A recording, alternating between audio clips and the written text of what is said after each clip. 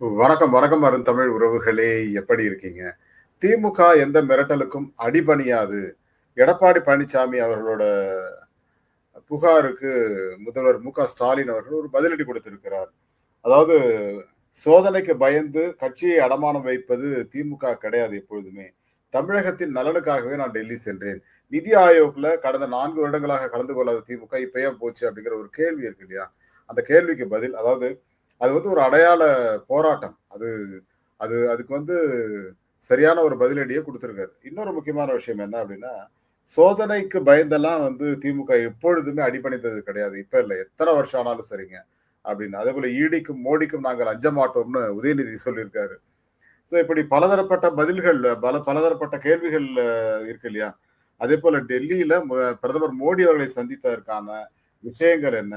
மாநில உரிமைகளை ஒருபோதும் திமுக விட்டுக் கொடுக்காது. அப்படிங்கிற